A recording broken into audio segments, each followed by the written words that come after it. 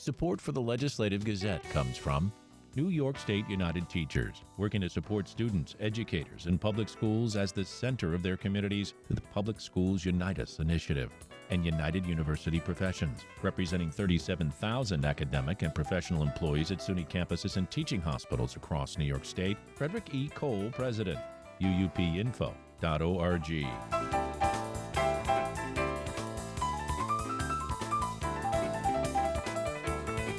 New York State lawmakers approved a $254 billion state budget deal this week, more than a month after it was due. Echoing New York Governor Kathy Hochul, State Senate Majority Leader Andrea Stewart-Cousins, the Yonkers Democrat, says the budget places an emphasis on affordability. In this budget, New York has made a choice to stand with working people and to invest in people. Senate Republican leader Rob Ortt sees things differently. This budget doesn't address the main issue of affordability, even though it was the word on the tips of everybody's lip. The spending plan includes $50 million to fund vouchers, and it'll send checks of up to $400 to millions of New Yorkers. Meanwhile, Governor Kathy Hochul and New York's legislative leaders are set to tap into the state's rainy day fund. WNYC's John Campbell with more. The governor often touts her successful efforts to invest billions into the state's cash reserves. Now she's set to take $8 billion from the fund as part of the state budget deal. That money will be used to pay off a big unemployment insurance debt that has lingered since the pandemic, forcing businesses to pay higher taxes. Call this my counter to the tariffs. I mean, it's not everything that's going to help, but it alleviates, $300-400 per employee. The funding transfer is set to be in the final state budget. In Albany, I'm John Campbell for the New York Public News Network. If President Donald Trump's budget is passed, New York could see hundreds of millions of dollars cut for major programs. His spending plan would slash funding for rural airports, heating assistance, healthcare programs, and more. The New York Public News Network's Emily Russell reports on the potential impacts to upstate New York. Trump is calling it his skinny budget. That's because he wants to cut more than 20% of federal funding that's not related to defense spending. Democrats like Senate Minority Leader Chuck Schumer are sounding the alarm. The budget either totally eliminates or cuts to the bone so many of the federal programs upstate New York families rely on most. Schumer spoke Thursday at a press conference over Zoom. It's an all-out assault on upstate New York families, a gut punch to our local governments, who lose billions in funding under this plan. One program that would be eliminated under Trump's budget is the Northern Border Regional Commission. It's handed out nearly $50 million for about 80 projects around the North Country in recent years. Things like a new bridge in St. Lawrence County, a health clinic in Lewis County, and a food hub in Essex County. As Schumer said on Thursday, Trump's budget would also impact every airport in the North Country. It would also cut 50% of federal essential air service. That would devastate North Country airports and hurt places or smaller airports. Watertown, Ogdensburg, Plattsburgh, Messina, Adirondack regional airports. Those places have gotten millions of dollars in federal support. Ogdensburg and Messina's airports both recently got more than $2 million each for upgrades. Over the years, Republican Congresswoman Elise Stefanik has described the essential air service as critical.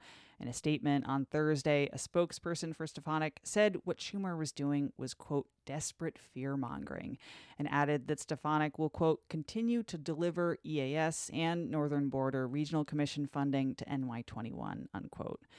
Meanwhile, President Donald Trump's proposed budget would also eliminate funding for substance abuse programs, as well as for the Low-Income Home Energy Assistance Program. Last year alone, nearly 14,000 people in St. Lawrence County used that program to help pay their heating bills. With reporting help from Amy Feiereisel, I'm Emily Russell for the New York Public News Network.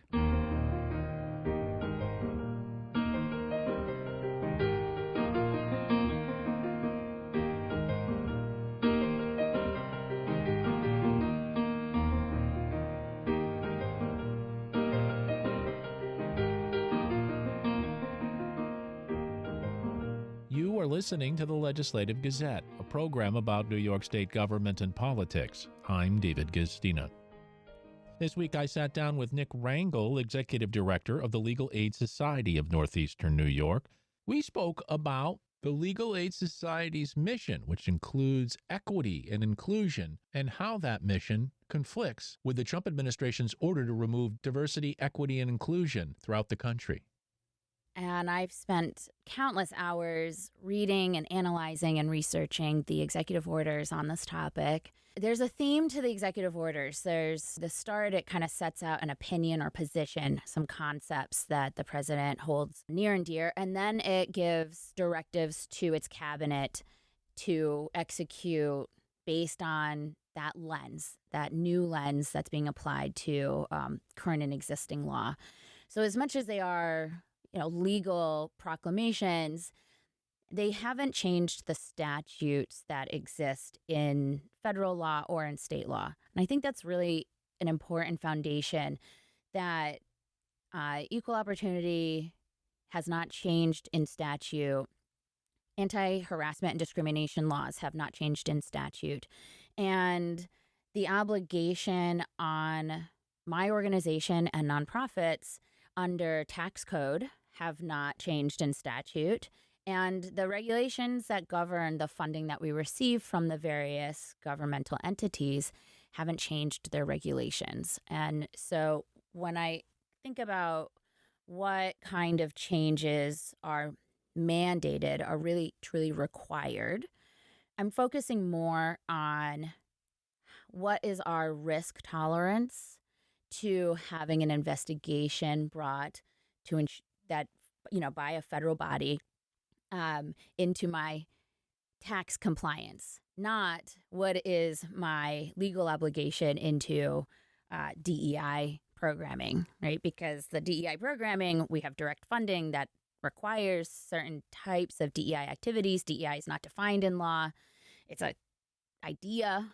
And so what nonprofits are doing largely is making sure we're in compliance, making sure we're squeaky clean, making sure our audits are squeaky clean, making sure that our hiring practices don't inadvertently have any kind of language in the process or procedure that would lend somebody to think there's some kind of prioritization, which with us there's not, and with most organizations there is not. There's not really any such thing anymore as quota hiring. For example, it's like, you don't see hiring preferences in any kind of documentation that says I need to hire this number of people with these identities or these protected classes. Like that's not happening anywhere. But what we are also doing is we're doing sort of audits of our online presence to try to reduce the vulnerability to us and to other organizations that we're partners with around what we are all calling kind of trigger words. And so there are conversations around having a lower profile online on our website, which is not where most people learn about the deep-rooted community relationships that we have anyway, but changing some of the language on our external communications on websites, but then enhancing and amplifying our work on the ground, doing more community building and relationship building, doing more interviews like this to talk about how important we believe and feel that equity and access to justice is crucial to the justice system universally and to the provision of civil legal services. So that's where our conversations, kind of intersect. Yes, we have to consider trigger words. No, we are not backing away from our commitment to access to justice and equity and inclusion as part of that formula. So you have to be willing to move and shift with the political winds, but are you more vulnerable? Or do you feel safer because you're in a state like New York, a blue state, where you might get some extra funding as a result, or at least the climate where you can do your work? So I think on the vulnerability is the external communications.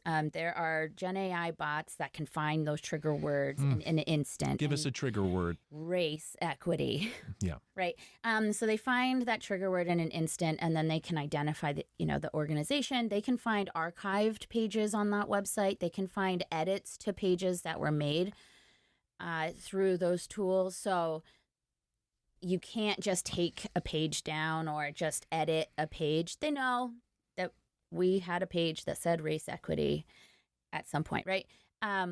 What we can do is think more strategically, which we have been doing, and I would say should always have been doing, is think about DEI in a different way. I think about an equity budget internally on how do I actually encourage more diverse employment. And I do that by providing mental health and health services for free through an enhanced EAP plan. I do it by having flexible work schedules and work from home technologies. I do it by enhancing training and professional development at all levels of staff, not just the attorneys or just the professional staff. So thinking about the how to achieve DEI just evolves and has evolved and should continue to evolve. So the words don't really matter. It's the actions in a nutshell, right?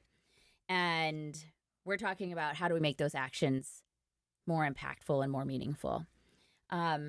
Externally, it does mean doing more outreach, more community engagement, working more closely with really vulnerable nonprofits and community-based organizations, those smaller organizations that are going to have less resilience or less ability to be resilient in the face of federal funding cuts and changes in state priorities, and try to find ways to support those organizations. So we're doing more Pride activities this year and sponsoring more Pride events this year than ever before, basically with that in mind.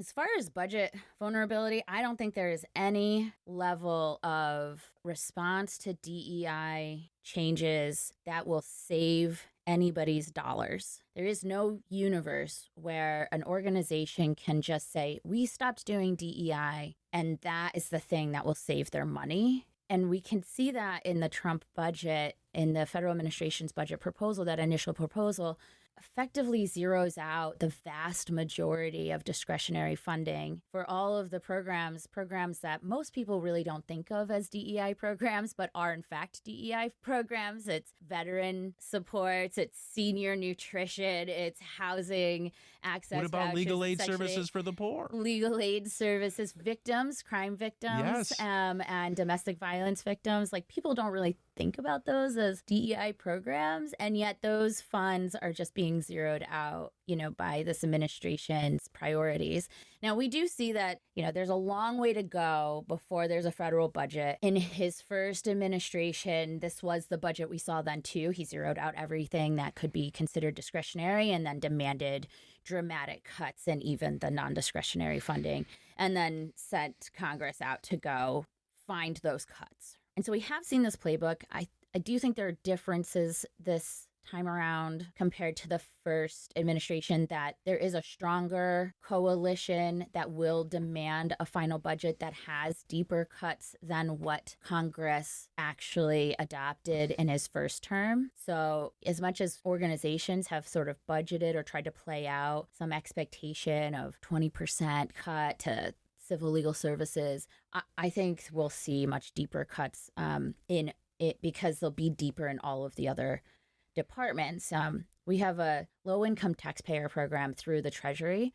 It just helps low-income people handle their taxes. It is not a DEI program at all, but it will likely see some federal funding cuts. And so now we're thinking more broadly, where are we going to see those cuts, and how much of an impact will that have on us and on the state of New York?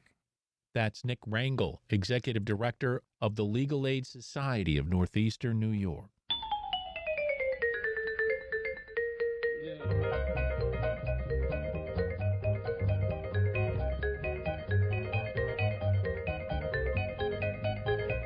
You are listening to the Legislative Gazette, a program about New York State government and politics. I'm David Gastina. 5 regional airports across New York's North Country are at risk of losing essential air service funding that subsidizes airlines serving rural airports. The Legislative Gazette's Pat Bradley explains. The federal government created the Essential Air Service to guarantee smaller commercial airports receive a, quote, minimum level of scheduled air service, unquote. The program currently provides more than $591 million to airports across the country and Puerto Rico. The Trump administration is proposing a reduction of $308 million. At Plattsburgh International Airport, Contour Airlines provides the Essential Air Service. Airport manager Chris Craig says the carrier receives a nearly $6.5 million annual subsidy over 3 years from the Essential Air Service. It is our daily service. I mean, we do have Allegiant here, and that's more leisure focused, but the Essential Air Service is, for those folks that are, our businesses, people that are trying to connect to, other locations. It provides that connectivity for our community, for businesses, and it's an important piece to the economic growth and the quality of life up here. And losing that would be certainly detrimental to our economic growth and quality of life. Clinton County Legislature Chair Mark Henry, a Republican, says the EAS funding is crucial to maintain air service at Plattsburgh International. They're talking about a 50 or 58% reduction, and if that is true, I don't know how those affected airlines, not just here but other places, would continue to service the area. The ability to have essential air service to an area has an economic impact. It helps with marketing. Now, it's early days, so I'd like to hedge my bet a little bit that there may be something that will be worked out, but it would certainly have a very powerful negative impact on the airline flying out of our airport. North Country Chamber of Commerce President Gary Douglas notes that losing or cutting the Essential Air Service program would in turn undermine business activity across the region. It certainly would be an economic loss beyond just the loss of passengers and activity at the airport, particularly in our situation with Contour now having a restored service to Dulles, a very important business connection, particularly for our international business community in the Plattsburgh region.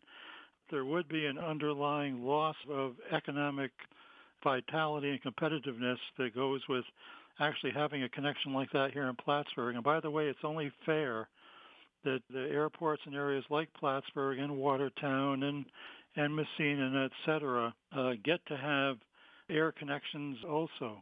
The Watertown, Ogdensburg, Messina, and Adirondack regional airports are also at risk of cuts to the Essential Air Service. For the Legislative Gazette, I'm Pat Bradley. A series of new and expanded dairy plants across upstate New York have farmers preparing for growth. WXXI's Brian Sharp reports there is optimism, but also unease. On a dairy farm northeast of Leroy in Genesee County, Natasha Stein-Sutherland is trying to steer dozens of cows to the milking parlor. Her family has been farming here for 3 generations. There were 3 farms on this road growing up. And now we're the last one that's dairy. There is a point where scale and efficiency truly do take over. This is a mid-sized dairy farm with 1,800 cows. It had just 700 a decade ago. So truly, we've been on an exponential growth plane ever since. We will be moving dirt this spring. We will be building a new milking parlor. The change in dairy in New York State is really rapidly happening in terms of everyone's scaling up. Dairy is New York's largest agricultural sector, and New York is one of the top dairy-producing states in the nation. Business has been good, creating pressure and incentive for farmers to grow. While that has driven some to consolidate or shut down, others have sought to capitalize and expand, with still a lot more business coming. The Fairlife project, Great Lakes Cheese project, there's an ice cream plant in Dunkirk, Blue Bunny, maybe. That's John Muller, another dairy farmer. So all this expansion created, obviously, a lot of optimism in an industry and confidence going forward that there'll be milk markets. The second-generation Muller family farm, Willow Bend, is in Ontario County and is well positioned for this moment. It's big, 3 farms in all with 6,000 cows, double the number it had a decade ago. They plan to put up another barn next year to bring in hundreds more. Other dairies seem to be ramping up pretty dramatically. You see lots of dirt moved and barns being built, and cattle prices are quite high because there's quite a demand for cows to fill these barns. These are multi-million-dollar investments, but it's not just American companies and consumers driving the growth. It's also exports, and the big 3 markets are Mexico, Canada, and China. So for dairy farmers like Mueller and Stein-Sutherland, the on-again, off-again tariff talk is a concern. Tariffs hurt us horrifically during the first Trump administration. Then, as now, it was a trade war with China. The Trump administration blamed China back then for unjustified retaliation and ended up paying billions of dollars to farmers to offset the damage. There is talk of doing that again as milk futures prices are falling.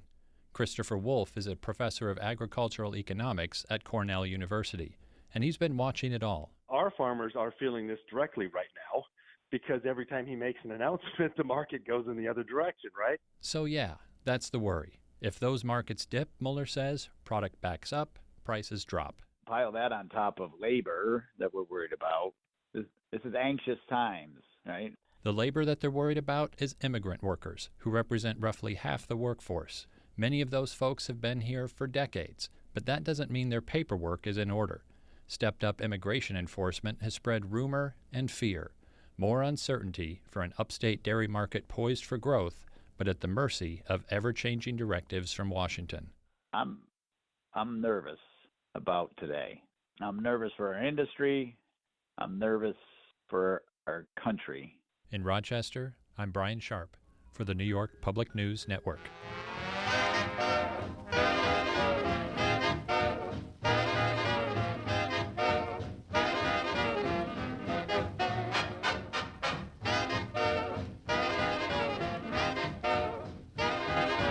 You are listening to the Legislative Gazette, a program about New York State government and politics. I'm David Gistina. New York State Comptroller Tom DiNapoli was in Kingston this week to tout the city's fiscal stability amid a number of recent investments. The Legislative Gazette's Jesse King reports. DiNapoli, a Democrat, presented the city's latest economic and fiscal profile to local leaders at the Heritage Area Visitors Center by the Kingston waterfront. From the Kingston Center at SUNY Ulster to flood mitigation projects, DiNapoli says the city has smartly planned investments to spur economic growth and address local issues.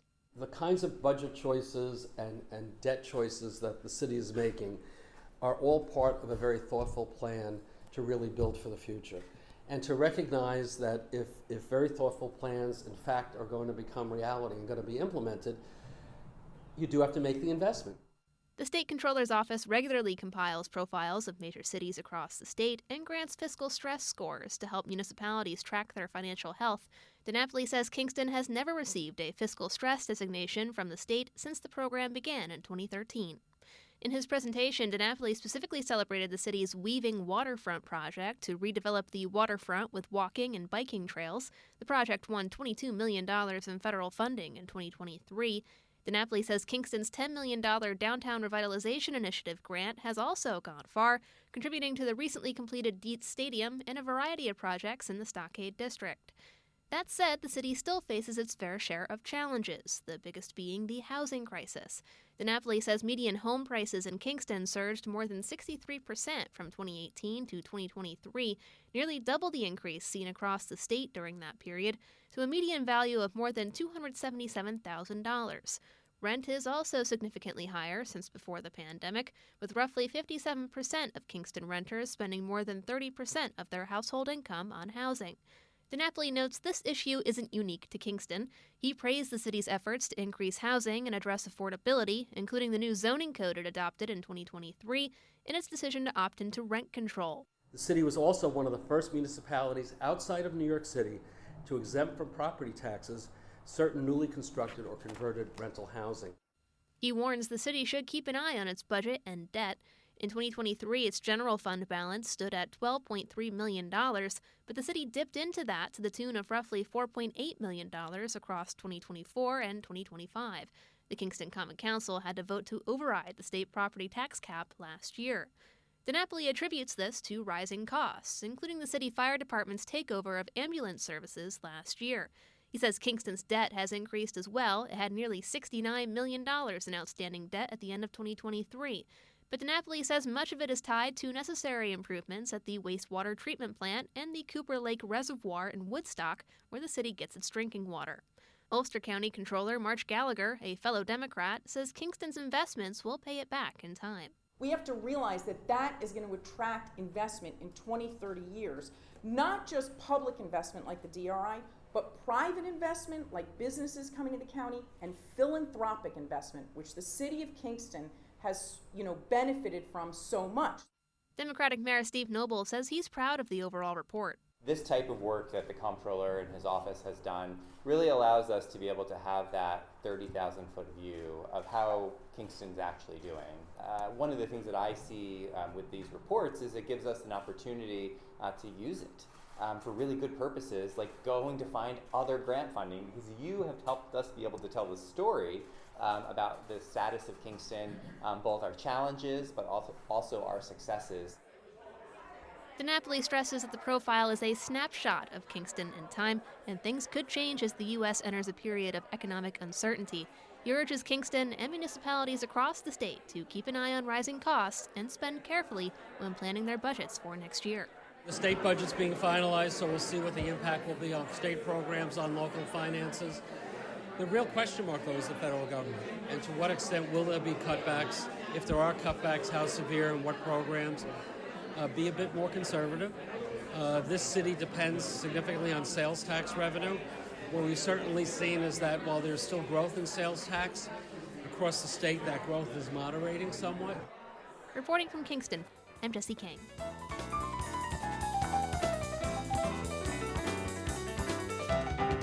And that about does it for this week's show. The Legislative Gazette is a production of WAMC, Northeast Public Radio. We had help from the New York Public News Network. You can listen anytime at WAMCpodcast.org or anywhere you get your podcasts. Look for program number 2519. And join us again next week at this same time for more news on New York State government and politics. For the Legislative Gazette, I'm David Gustina. Support for the Legislative Gazette comes from United University Professions, representing 37,000 academic and professional employees at SUNY campuses and teaching hospitals across New York State. Frederick E. Cole, President. UUPinfo.org.